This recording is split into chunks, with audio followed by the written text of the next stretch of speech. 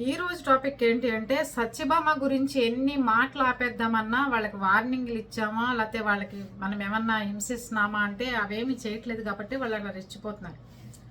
సత్యభామ అంటే అలియాస్ బృంద ఏం channel? Govinda channel. చెప్పాం, అమ్మా నువ్వు చేసిన పనుల వల్లే మేము స్పందిస్తున్నాం తప్ప నువ్వు అలా తిట్టకుండా ఉంటే మాకేం అవసరం, హిందువు వేరు వైష్ణవుడు వేరు అని చెప్పి నువ్వు భేదాభిప్రాయాలు తేబట్టే మేము వీడియోలు చేయాల్సి వస్తుంది అని చెప్పి పదే పదే పదే చెప్తున్నాం.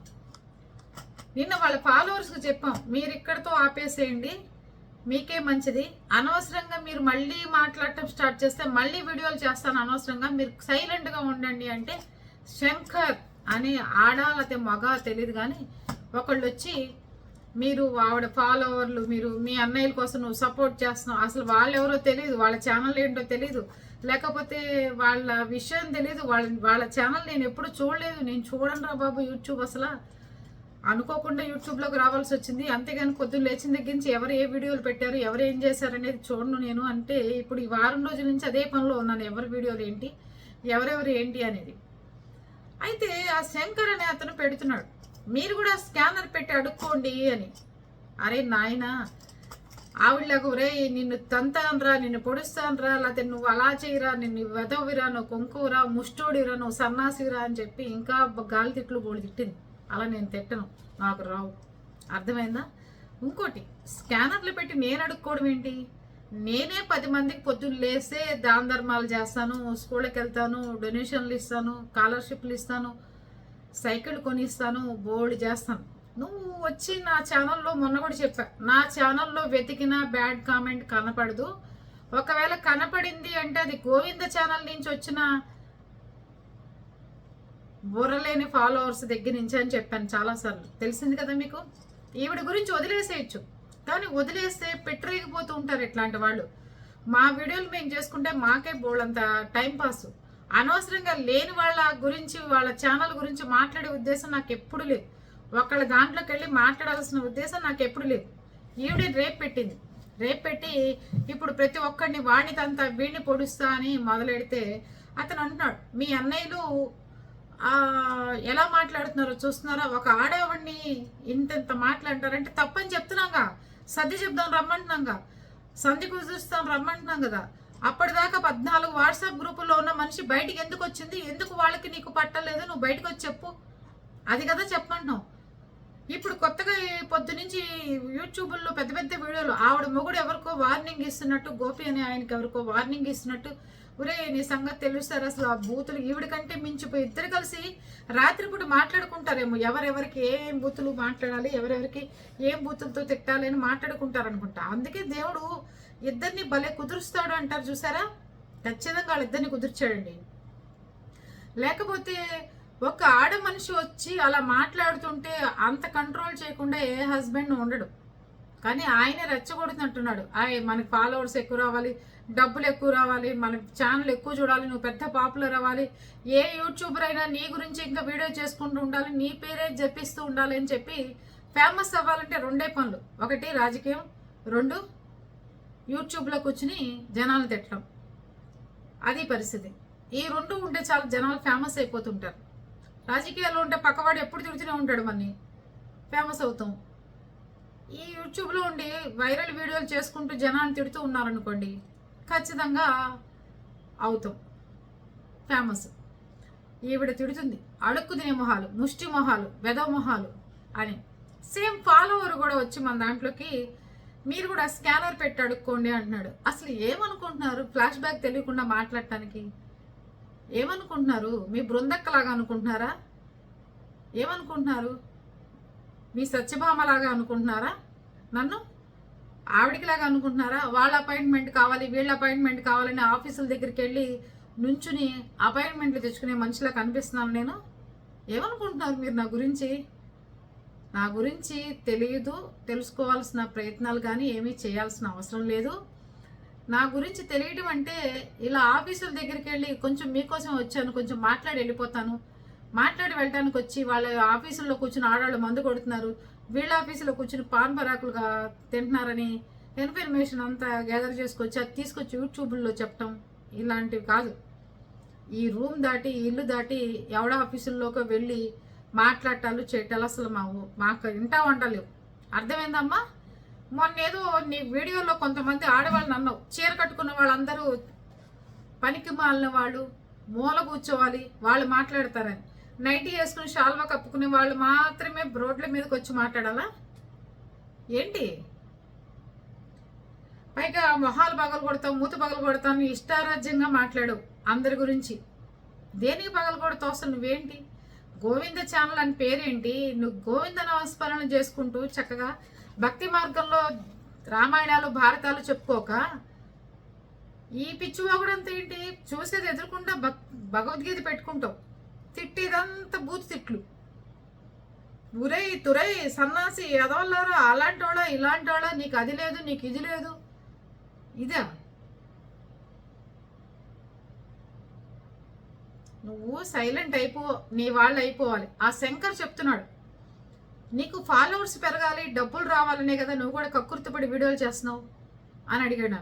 అరే నాయనా, ఫాలోవర్స్ రావాలి డబ్బులు రావాలి అనుకుంటే నాకు అసలు డబ్బుతో పని లేదని చాలాసార్లు చెప్పాను. నేను ఇది ఒక ఫ్యాషన్గా ఎన్నుకున్నాను, దానికోసం చేస్తున్నాను అని చెప్పాను. ఇంకోటి, నాకు డబ్బు రావాలని నిజంగా నేను చేస్తే ఆ డబ్బు మా ఇంట్లో కాదు, ఎంతోమంది అనాథాశ్రమాలకి, ఎంతోమంది గోశాలలకి, ఎన్నో వృద్ధాశ్రమాలకి డబ్బులు, దీంతో పాటు మా ఇంట్లో మేము సంపాదించిన డబ్బులు కూడా వెళ్తుంటాయి. అంతేగాని నువ్వు మీ బృందక్కలాగా బుట్టలు కొనుక్కోవడానికో, లేకపోతే నువ్వు నీకు బండికి పెట్రోల్కు పనికొస్తున్నాను, లేకపోతే నువ్వు తాగే మందు బాటిల్కి పనికొస్తున్నాను కాదు. అర్థమైందా? ఇది పెద్ద పెద్ద ఉపయోగకర కార్యక్రమాలకి, బాగా లేని పేదవాళ్ళకు ఉపయోగపడుతుందనే చేసే కార్యక్రమమే తప్ప నీ ఇష్టరాజ్యంగా నువ్వు మాట్లాడుతున్నావే శంకర్ అని మాట్లాడచ్చు. నేను మాట్లాడు, నాకు అవసరమే లేదు. నీ పేరుని ఫేమస్ చేయాల్సిన అవసరం ఏంటి? శంకర్ అని పేరు పెట్టుకున్నావు కాబట్టి నువ్వు బతికిపోయావు. పో. ఎందుకో తెలుసా? మా కజిన్ బ్రదర్ పేరు కూడా శంకర్. అందుకని నేను చూస్తే మా అన్నయ్యే గుర్తొచ్చాడు. నీ వయసు ఎంత అన్నావని అన్న అంటున్నావు, నీకంటే వాళ్ళు చిన్నవాళ్లే అని 2 స్మైలీ బొమ్మలు పెట్టి నేను ఎవరో కామెంట్ పెట్టారు.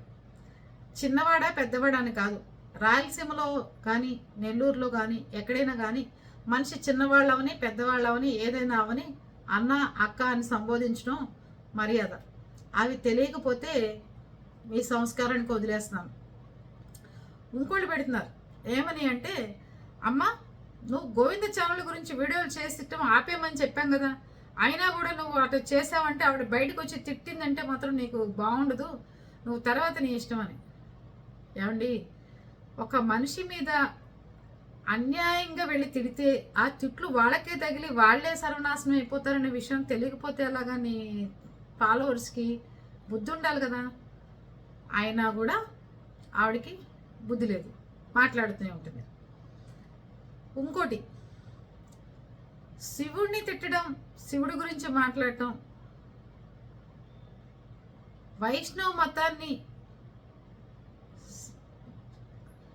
హిందూ ధర్మాన్ని వేరు చేసి మాట్లాడటం, హిందువులు అంటే చాలా తక్కువగా చులకనగా చుట్టం, ఎక్కడి నుంచి వచ్చింది ఇవిడికి ఈ లక్షణం అసలు నాకు అర్థం కాలేదు. చాలా చండాలమైన మనిషి. ఇంకోటి, సాయిబాబా ట్రస్ట్ వాళ్ళు వీళ్ళకి డబ్బులు ఇస్తారు, అప్పుడు వీళ్ళు సైలెంట్ అయిపోతారు. అప్పటిదాకా ఈ కుక్కలు ఇలాగే మురుగుతుంటాయి, గజ్జి కుక్కలు, ఊర కుక్కలు, సన్నాసి కుక్కలు, ఆ కుక్కలు ఈ కుక్కలు అన్నావు. మరి మొన్నటిదాకా నువ్వు సాయిబాబా అని తిట్టిన నువ్వు ఈరోజు అదే సాయిబాబాని పొగుడుతున్నావు కదా, అప్పుడు నిన్నేం చేయాలి చెప్పండి?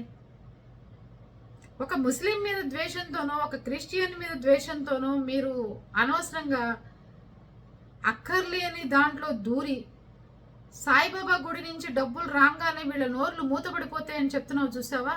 అంటే ధర్మ పోరాటాలు చేసేవాళ్ళు హిందువులంతా ఎదుటివాడి దగ్గర డబ్బులు తీసేసుకుని ఇంకా నోర్లు మూసేస్తారు అని చెప్పటమేనా నీ అర్థం? ఇప్పుడు నీకు సాయిబాబా గుడి నుంచి మాట్లాడమ్మని డబ్బులు వచ్చినాయా?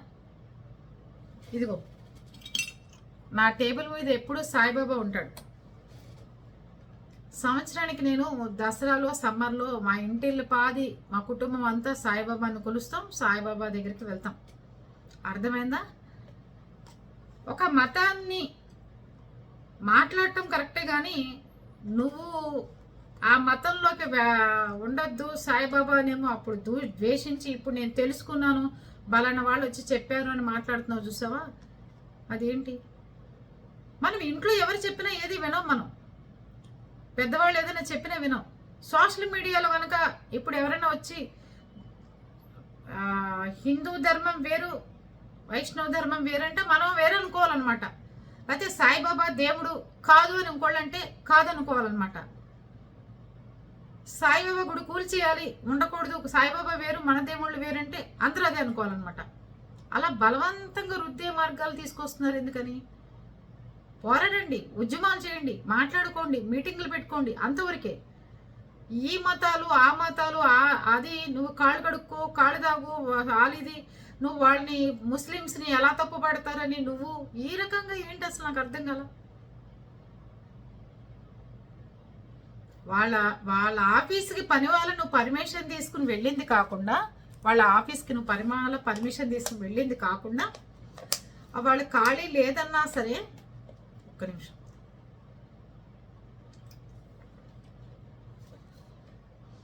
వాళ్ళ పని వాళ్ళ ఖాళీ లేదన్నా సరే నేను ఇవాళ కలవాలి దూరం నుంచి వచ్చాను అని చెప్పి పని వాళ్ళ ఆఫీసులకు వెళ్ళి కలిసి అన్న గరికపాటి గారి గురించి వీడియో చేయండి. ఏంటమ్మా నీకు చేసేది గరికపాటి గారి గురించి వీడియో?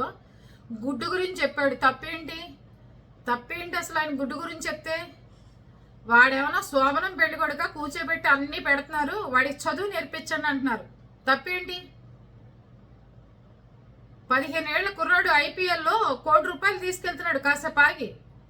ఎన్ని 6లు కొట్టి ఎన్ని 4లు కొట్టి ప్రపంచ రికార్డు నెలకొల్పాడు. కష్టపడి పనిచేసి కష్టపడి చదువుకుని కష్టపడి ఎండల్లో ఐపీఎల్లో ఆడినవాడు సాధించాడు మెడల్స్. కష్టం విలువ తెలిస్తేనే మనిషి ఇదవుతాడు అని చెప్తున్నాడు ఆయన. దాని గురించి గరికపాటి గురించి వీడియో చేసేయండి, మీరు ఆవిడ గురించి వీడియో చేసేయండి, ఈవిడ గురించి వీడియో చేసేయండి. ఏంటి చేస్తే ఏమవుతుంది? నువ్వెవరు అసలు? ఎవరినైనా విమర్శించడానికి నీ అర్హత ఏంటి? నీ ఇదేంటి? నీ పద్ధతి ఏంటి?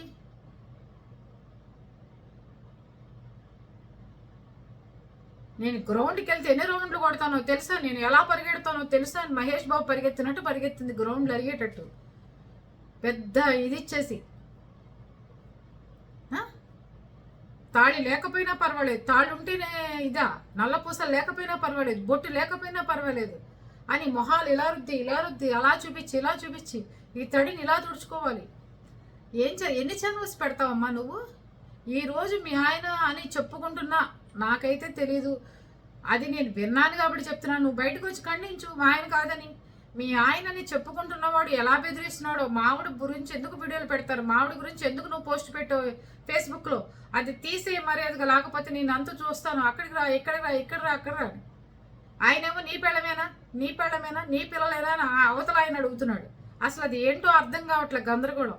ఒక్క మనిషిని వెళ్ళి 10 మందిని తిట్టకుండా ఉంటే అసలు నీ జోలికి ఎవడు రాడు కదా. ఇప్పటికైనా నీ ఫాలోవర్స్కి బుద్ధి ఉంటే అడవాల శంకర్ గడికి.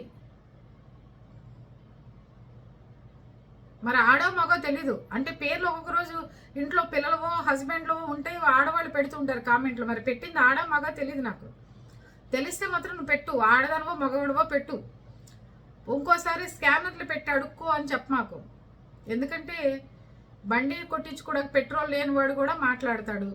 ఆడదానివైతే కనుక ఆవిడ ఎలా మాట్లాడుతుందో మగవాళ్ళ గురించి అలా మాట్లాడి అలా ఏమే ఉసే పాకిదానా సన్నాస్దానా ఆ తప్పాస్దానా అని తిట్టించుకోవద్దని చెప్పుంది. దాన్ని అనవసరంగా తిట్టించుకుంటే మాలాంటి ఆడవాళ్ళంతా చాలా చండాలంగా అనిపిస్తుంది.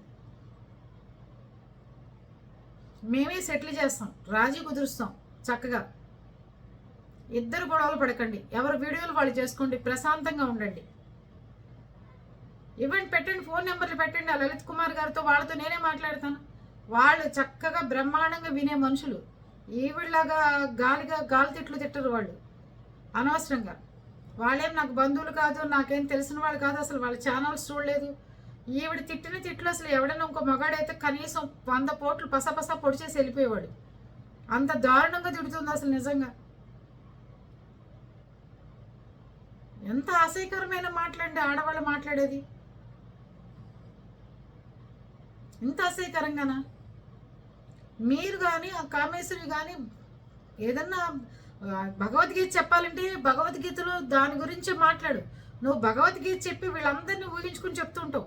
ఆ సన్నాసి అలా పాడవుతాడు, ఈ సన్నాసి ఇలా అవుతాడు అని చెప్పేసి మొదలెడతావు. ఆవిడ కూడా అంతే. కనకదార స్తోత్రం గురించి చెప్పాలి అంటే డబ్బులు వస్తాయి మామూలుగా చెప్పు, అంతేగాని వీడు ఇంత కోటీసుడు ఎలా అయ్యాడు తెలుసా? ఇంట్లో పెళ్ళాలను చూడు, పక్కింటి వాళ్ళని చూస్తాడు, ఆవిడని చూస్తాడు, పరాయి పెళ్ళాలను చూస్తాడని చెప్తుంది వచ్చి ఆవిడ, 70 ఏళ్ల ముసలావిడ. నిజంగా వైష్ణవ మతానికి పుట్టిన పెద్ద గ్రహణాన్ని నువ్వు. పండితుల్లో ఆవిడొక పెద్ద గ్రహణం, ఆవిడొకతి. మీ ఇద్దరి ఆ యూట్యూబ్ మొత్తం మీద ఎప్పటికైనా ఆపి స్టాప్ చేసి రేపొద్దున పెట్టే వీడియో కూడా మనిషి జన్మ గనక ఎత్తితే గనక నువ్వు నిజంగాను కృష్ణుడిని పూజించేదానివి అయితే గనక నువ్వు అలా పెట్టు, మంచిగా పెట్టు. కృష్ణుడిని కౌగులించుకుని కృష్ణుడిని తన ఇదిలాగా ఊహించుకుని అసలు నువ్వు పెడుతున్నావు చూసావు పోస్టులు, ఇంకోళ్ళు అయితే తన్నేవాళ్ళు. ఆ కృష్ణుడి భక్తులు ఎవరన్నా చూసినట్టే. ఆ గోపికలు ఉన్నారంటే ఆ కథ వేరు, అందరు వేరు. ఇప్పుడు ప్రతి ఒక్కళ్ళు దేవుడిగా ఆదరించాలి తప్ప ఆ దేవుడే మన ముగుడులాగా, దేవుడే మన ప్రియుడిలాగా అనుకుంటామా? చండాల లక్షణాలు కాకపోతే ఈ కొత్త జనరేషన్లో ఈ లక్షణాలు కూడా స్టార్ట్ అవుతాయేమో.